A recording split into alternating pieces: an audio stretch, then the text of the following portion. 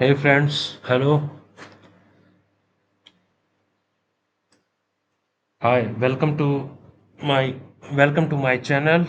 I am Abhichal and in today's video we are going to explore personality.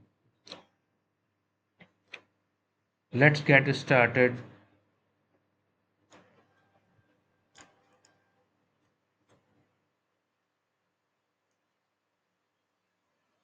Personality refers to unique set of characteristic pattern of thinking, feeling and behaving that define an individual. It influence how people perceive the world, relate to others and make decision.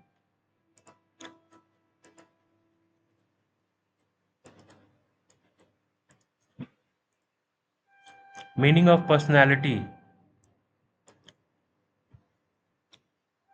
Personality के बारे में जब हम बात करते हैं तो personality किसी भी व्यक्ति की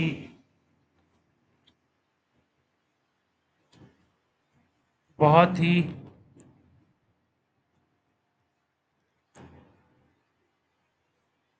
आवश्यक एक तरीके से उसकी पर्सनालिटी उसके जीवन का अभिन्न अंग होती है।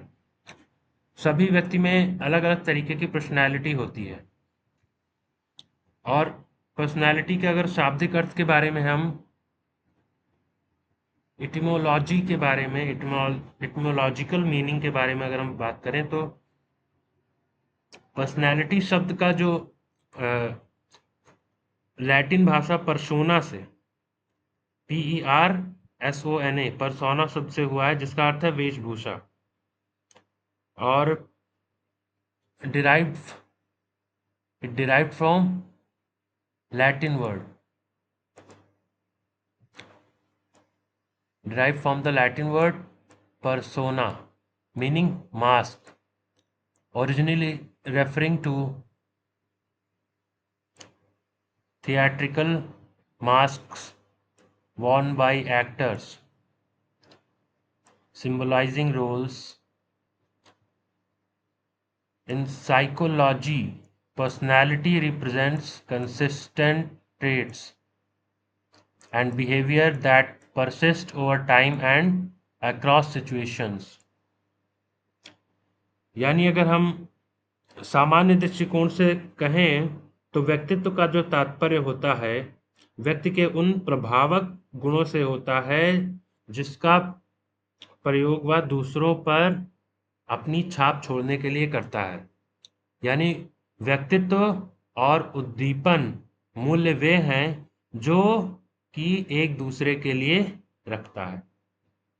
अब अगर हम इसकी दार्शनिक दृष्टिकोण के बारे में बात करें फिलोसॉफिकल पॉइंट ऑफ व्यू तो व्यक्तित्व पूर्णता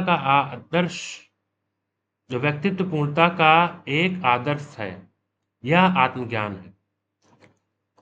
यानी कि जब व्यक्ति पूर्णता का जो आदर्श है वो आत्मज्ञान होना ही है और आत्मज्ञान से ही हमें अपनी पर्सनालिटी का सही स्वरूप मिलता है ऐसा दार्शनिक मानते हैं जो फिलोसॉफिकल पॉइंट ऑफ व्यू है। अब psycho analytical point of view के बारे में मनोविश्लेषण जो होता है उसके बारे में हम बात करते हैं। तो आपने पहला व्यू पॉइंट देखा इन जर्नल व्यू पॉइंट जो हमारा था जनरल व्यू पॉइंट समझा कि वह व्यक्ति केवल अपनी पर्सनालिटी का प्रयोग दूसरों पर अपनी छाप छोड़ने के लिए करता है। दूसरा आपने समझा कि फिलोसॉफिकल पॉइंट ऑफ व्यू जो फिलोसॉफिकल पॉइंट ऑफ व्यू समझा यानी एक दार्शनिक कैसे पर्सनालिटी को देखता है वो पर्सनालिटी को आत्मज्ञान के रूप में देखता है। आप एक मनोविश्लेषणात्मक दृष्टि से देखते हैं यानी psycho analytical point of view से की दृष्टि से देखते हैं हम क्या होता है पर्सनालिटी क्या होती है। तो मनोविश्लेषण के जो जन्मदाता थे वो क्या थे फ्राइड थे। फ्राइड के अनुसार इसके तीन व्यक्तित्व होते। सिगमंड फ्राइड ने इसको बताया था। फ्रूड ने फ्रूड ने क्या कहा था सिगमंड फ्रूड ने सिगमंड फ्रॉइड जी ने बताया था कि हमारी पर्सनालिटी में जो होते हैं वो 3 पार्ट होते हैं। एक होता है इड, जो कि खास करके छोटे बच्चों में देखने को मिलता है। यानी पापा अगर मुझे खिलौना चाहिए तो खिलौना चाहिए, भले पापा के जेब में एक पैसा ना हो। आपने देखा होगा बच्चों को जिद करते हुए, तो बच्चे उस अवस्था में कैसी अवस्था में होते हैं? इट की अवस्था में होते हैं। दे आर, कभी कभी आपने बड़ों को भी देखा होगा कि कुछ लोग ऐसे होते हैं जो थोड़ा सा कभी कभी कि मुझे फला चीज चाहिए तो चाहिए। तो फ्रूड ने उन परिस्थितियों को कहा है इड, यानी जब आप किसी चीज के लिए अपनी जो अचेतन मन होता है उससे मूल प्रवृत्तियां और प्राकृतिक इच्छाएं होती हैं जो कि अनैतिक होती है तथा शीघ्र ही तृप्त चाहती है। तो ऐसे में आप इड की मनोस्थिति में, इड की पर्सनैलिटी में आप जुड़े होते हैं। सेकंड, उन्होंने बताया कि अहम, यानी हमारा जो ईगो होता है, एक अचेतन मन था, इड इड हमारा अचेतन मन था। अब अहम जो है हमारा, जो ईगो है, ये ईगो के बारे में बात करते हैं। ईगो जो है हमारा, ये हमारा क्या रहता है? ये हमारा चेतना से जुड़ा हुआ है। किससे हमारा जुड़ा हुआ है? चेतना से। चेतना,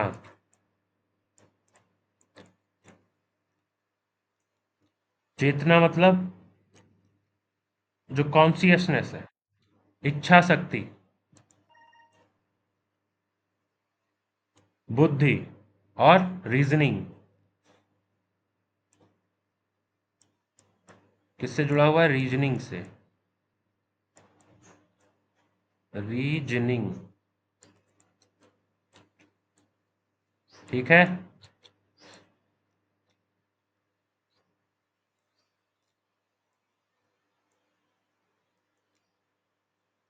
और उन्होंने तीसरी बात बताई, पहली हमें बताई कि इड होता है।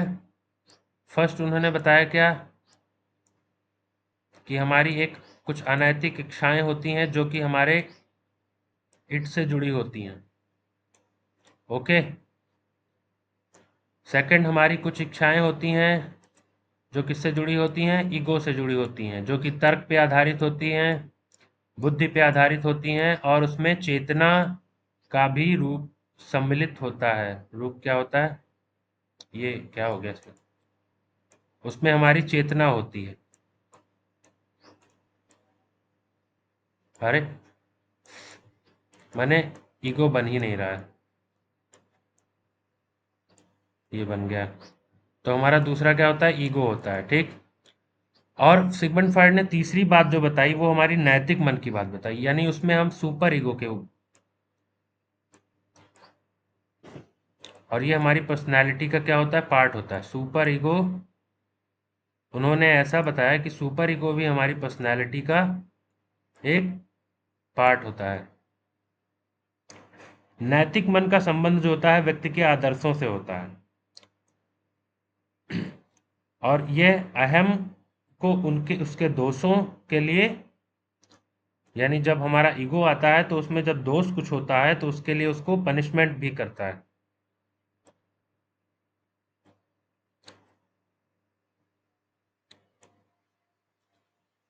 तो इस 3 तरह की पर्सनैलिटी के बारे में सिगमंड फ्रॉइड जी ने बताया।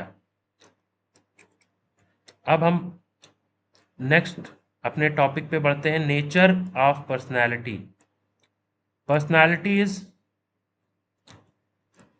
Personality is unique, relatively stable, and third one is organised, fourth is dynamic, fifth, influenced by heredity and environment. Sometimes personality influenced by heredity and environment because they play very crucial role in human development. Heredity, genetics, upbringings, culture, life experiences all shape it, our personality, because it is a part of our personality.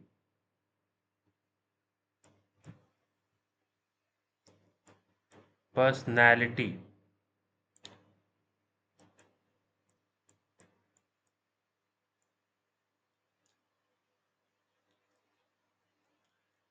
Next topic is type of personality based on different theories. सबसे पहली है Hippocrates, four humour जो होते हैं उसके।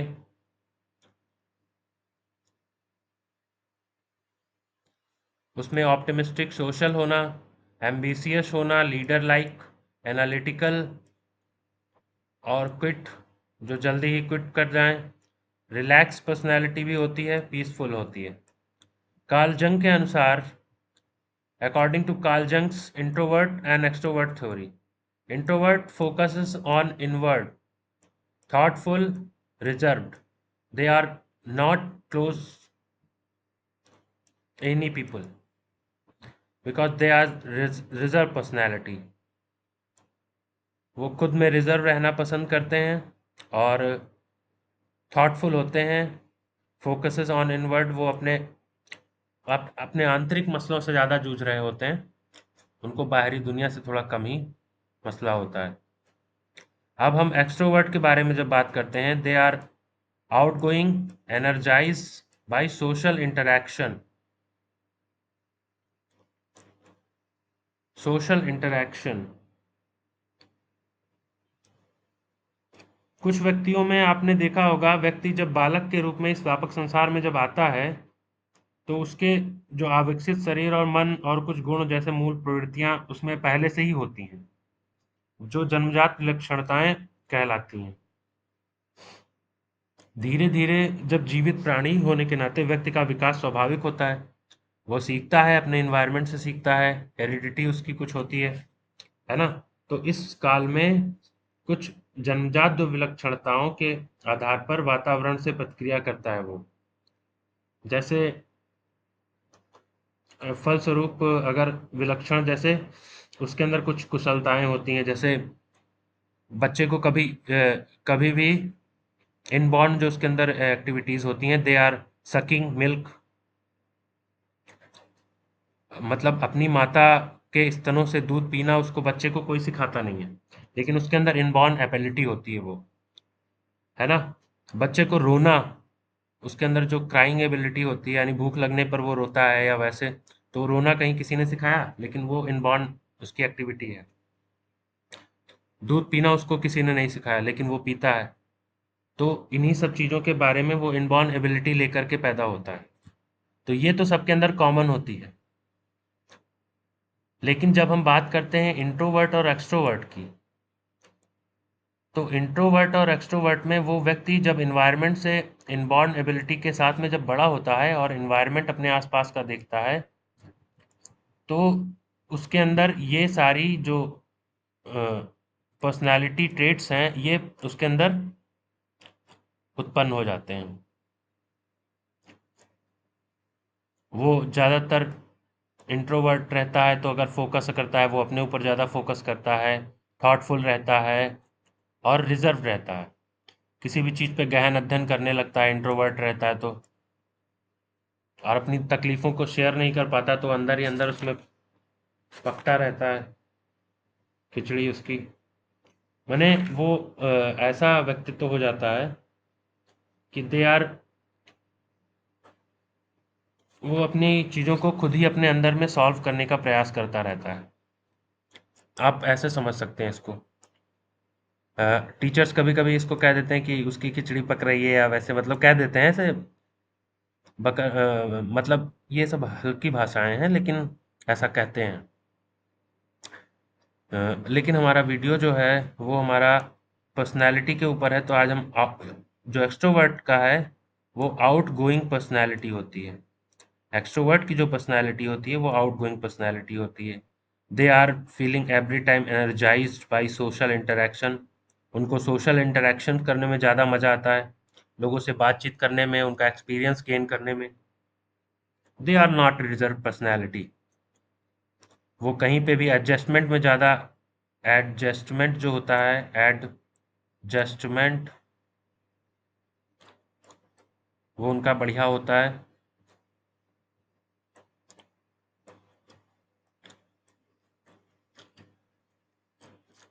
अब personalities में different type of personality के बारे में जब बाद में बात की, तो इसमें एक पर्सनालिटी और होती है, वो होती है टाइप ए और टाइप बी पर्सनालिटी।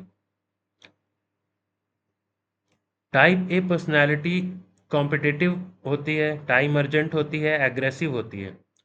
और टाइप बी पर्सनालिटी जो होती है वो रिलैक्स होती है।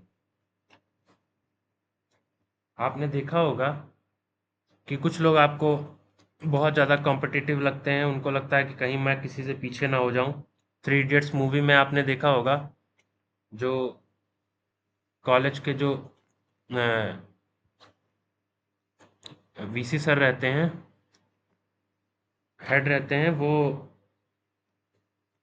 फुनसुक वांगडू के, तो वो उनको ऐसा लगता है, वो अपनी साइकिल से जाते रहते हैं, तो वो अगर उनसे थोड़ा सा उनका प्योन भी आगे चला जाता है तो अपनी साइकिल वो तेज चला के आगे जाते हैं। आपने मूवी में वो देखा होगा ना। तो ठीक वैसे ही जो टाइप ए पर्सनैलिटी होती है, दे आर, वो सभी से कम्पिटिटिव होते हैं, दे आर, उनको लगता है कि कहीं मैं पीछे न चला जाऊं। टाइम अर्जेंट होते हैं, वो देखते हैं आप हर चीज़ टाइम पे करते रहते हैं। उन दोनों को जब बुलाते हैं, राजू रस्तोगी को और अ, फरहान को, अपने उस पे, तो वो अपनी शेविंग टाइम पे एकदम शेव कराते हैं, और टाइम देख करके शेव कराते हैं, ओपेरा सुनते हैं। और बहुत ही एग्रेसिव होते हैं कि अब अ, तुम लोग बैठे हो इतनी देर, मैंने कुछ कहा, अब जाओ फिर। तो उसी समय आपको उनकी दोनों पर्सनैलिटी, टाइप ए की पर्सनैलिटी आपको मिल जाएगी, टाइम अर्जेंट और एग्रेसिव। और कम्पिटिटिव, वो आपको साइकिल जब चलाते हैं, उनका पियोन आगे निकल जाता है उनसे, तो वो साइकिल और तेज कर लेते हैं, यानी पियोन को भी पिछाड़ने लगते हैं वो। टाइप ए पर्सनैलिटी उनकी ऐसी पर्सनैलिटी है। और टाइप बी पर्सनैलिटी, तो वो फुनसुक वांगडू की पर्सनैलिटी रहती है, जो रिलैक्स रहता है और इजी गोइंग रहता है, हर चीज़ को आराम से देखता है वो, अपनी, उसका नज़रिया अलग होता है सोसाइटी को देखने का। वो कहता है कि स्कूल्स में पढ़ने के लिए कहीं पैसे की ज़रूरत थोड़ी होती है, ड्रेस होनी चाहिए बस, ड्रेस पहन के निकल जाओ। शादियों में भी देखिए, वो जब शादी में जाते हैं उनकी, सर की बेटी की शादी में, तो वो भी कपड़े पे ही जोर देते हैं ज़्यादा, पगड़ी लगा लेते हैं, पहुंच जाते हैं शादी में, कोई पहुंच से पहचान नहीं पाता, वो अंकल कह के अंदर। तो type B personality Phunsukh Wangdu की पर्सनैलिटी है। और टाइप ए पर्सनैलिटी वायरस की पर्सनैलिटी है। ओके। अब हम दूसरे टॉपिक पे, ये हमारा है ट्रेड्स के बारे में, ट्रेड थ्योरी जो आलपोर्ट ने दी थी, उस पे हम चर्चा करेंगे। ट्रेड थ्योरी में उन्होंने कहा, these focuses on characteristic that can be,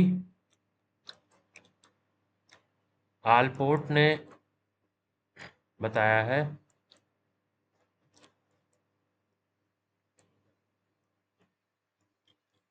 Allport ने बताया है कि हमारे अंदर 5, जो हमारी ट्रेड थ्योरी होती है उसके अनुसार, आलपोर्ट ने भी अपनी ट्रेड थ्योरी दी है, उसमें भी उसने 3 तरह की बातें बताई हैं। माने एक जो कॉमन होती है, जो सभी में होती है, और जो ऐसा होता है जो केवल कुछ ही खास लोगों में होता है। अभी तो केवल, अभी हम बिग 5 के बारे में बात करते हैं कि आलपोर्ट की ट्रेड थ्योरी में, आलपोर्ट की जो ट्रेड थ्योरी थी उसमें केवल गॉर्डन आलपोर्ट ने बताया था कि कार्डिनल ट्रेट होता है। अब मुझे नाम उसका ध्यान आ गया, अभी तक थोड़ा सा मुझे मेमोराइज, सोच रहा था मैं कहाँ पे है। These dominant trait that define a person entire behaviour, जो कार्डिनल ट्रेट होता है, आलपोर्ट ने जो दिया था, उसमें उन्होंने बताया कि कार्डिनल ट्रेट होता है। कैसा होता है? Cardinal trait. ठीक है, कैसा ट्रेट होता है? कार्डिनल होता है। दूसरा उन्होंने बताया सेंट्रल ट्रेट।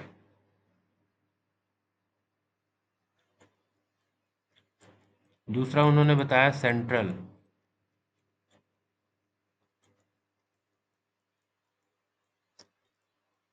ये सभी में लगभग लगभग होता है, सेंट्रल ट्रेट सभी में होता है। Social social behaviour like trait, कि हमें सोसाइटी में कैसा बिहेव करना है। थर्ड होता है हमारा secondary trait. Secondary secondary trait. ठीक है, और एक उन्होंने और भी बताया है कि सेल्फ ट्रेट भी होता है। ऐसा सेकेंडरी ट्रेट क्या था? सिचुएशनल ट्रेट होता है secondary trait. Appears in specific circumstances. They are less consistent and not as obvious. जैसे नर्वसनेस बिफोर पब्लिक स्पीकिंग और a love for spicy food, ये सारे हमारे क्या होते हैं? सेकेंडरी ट्रेट होते हैं। आपको यदि पब्लिक स्पीकिंग में नर्वसनेस है तो ये सब आपके सेकेंडरी ट्रेट्स होते हैं। सेंट्रल ट्रेट क्या क्या होते हैं? Honesty, friendly, anxious and hard working, ये सारे सेंट्रल ट्रेट्स होते हैं। ये everyone has about 5 to 10 central traits. These are the general characteristics that form the basic foundation of personality. ये ये आलपोर्ट जी के अनुसार गॉर्डन गॉर्डन आलपोर्ट ने बताया था। गॉर्डन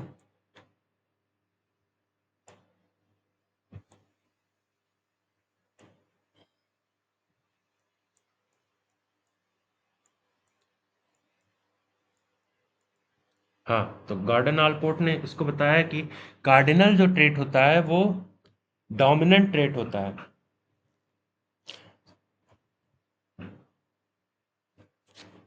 डोमिनेंट ट्रेट होता है और define person entire behaviour. They are rare and develop later in life. ये बहुत बाद में डेवलप होता है, जैसे मदर टेरेसास कंपैशन।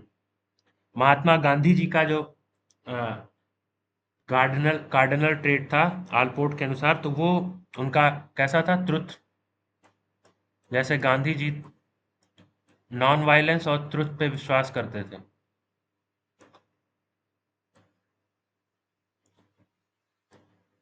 और नॉन वायलेंस, तो कार्डिनल ट्रेट उनका जो था आलपोर्ट की थ्योरी के अनुसार नॉन वायलेंस।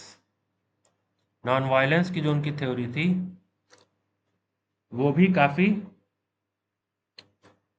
डोमिनेंट ट्रेट था इनका, कार्डिनल ट्रेट जो गांधी जी का था।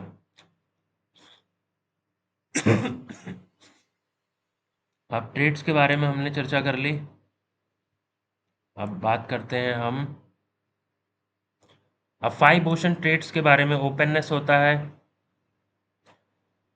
कंसाइजुअसनेस, discipline, organization, extraversion, sociability, energy. Openness में क्रिएटिविटी आता है, क्यूरोसिटी आता है, एग्रीएबलनेस, जो कंपैशन, कोऑपरेशन। न्यूरोटिसिज्म जो होता है इमोशनल इंस्टेबिलिटी होती है, इसमें इमोशनल अनस्टेबल रहता है person. They are feeling every time sad, emotional instable, neuroticism.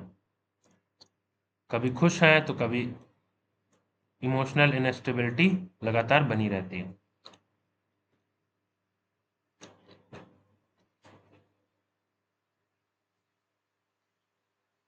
अभी साइको एनालिटिकल थ्योरी फ्रॉड के सिगमंड फ्रॉड जी के बारे में हमने चर्चा की, जो personality is shaped by unconscious motives and conflicts. जब आपके पास 3 तरह के तरीके होते हैं, अचेतन मन, चेतन मन और नैतिक मन, तो इसमें उन्होंने बताया कि पर्सनालिटी कभी-कभी हमारी इन तीनों के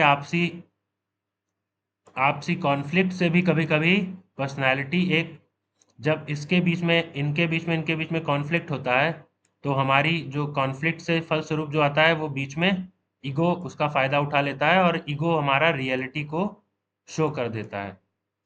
यानी जब हम फार राइट या फार लेफ्ट न जा करके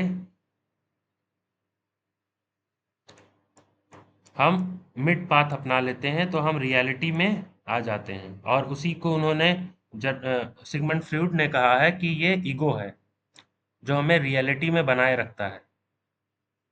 Humanistic theory believes that focus on personal growth and self-actualization. It believes humans are inherent good and capable of change.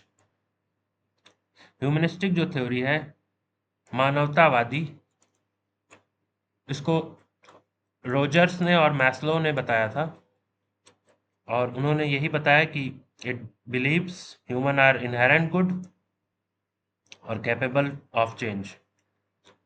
जबकि सोशल कॉग्निटिव थ्योरी है जो बंडूरा ने दी है, तो उन्होंने बताया कि personality is shaped by observing others. जब हम अपने सॉरी तो जब हम अपने आसपास देखते हैं यानी ऑब्जर्व करते हैं और इंटरैक्टिंग विद द एनवायरनमेंट, और अपने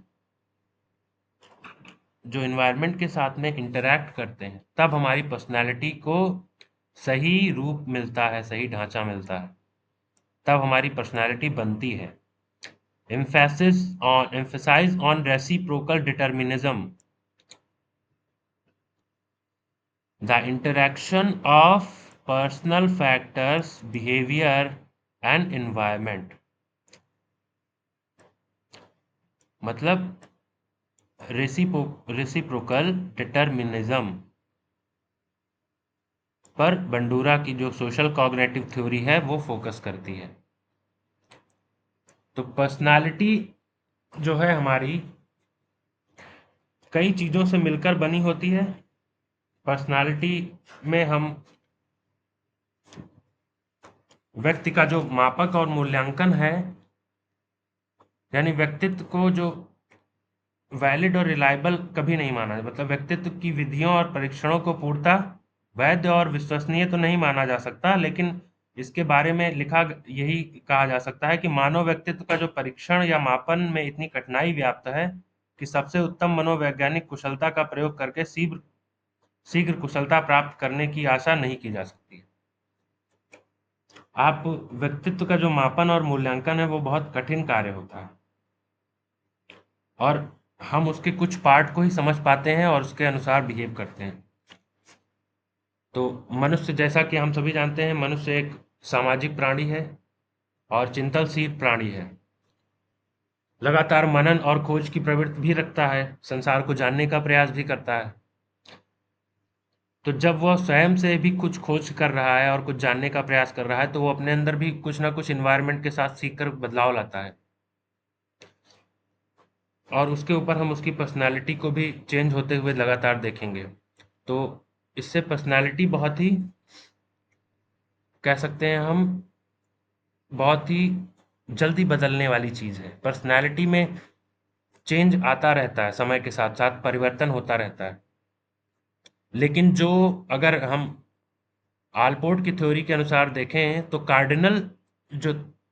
कार्डिनल कार्डिनल जो ट्रेट है, अगर वो किसी का स्ट्रांग ट्रेट है, तो वो व्यक्ति अपने अंदर कुछ ऐसी एबिलिटीज को लाता है जिससे